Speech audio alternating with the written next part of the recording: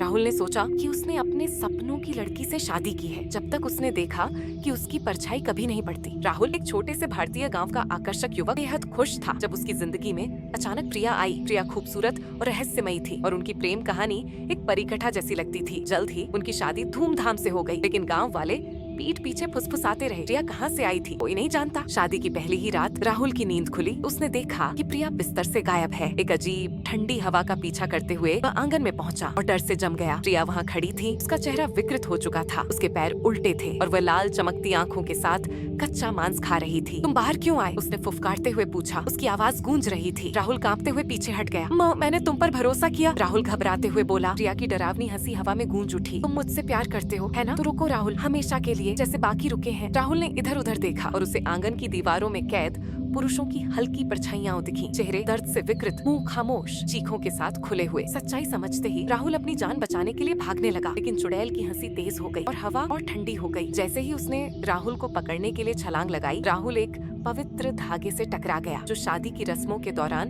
पुजारी ने बांधा था। प्रिया दर्द से चिल्लाई और राख में बदलने लगी। डर से कांपते हुए राहुल ने राख की ओर देखा और अपनी जान बचने के लिए भगवान का शुक्रिया अदा किया। लेकिन जैसे ही वह जाने के लिए मुड़ा, उसने अपनी परछाई के पास एक और परछाई देखी। वह परछाई फुसफुसाई, शादी अभी खत्म नहीं हुई है राहुल, तुम मेरे हो।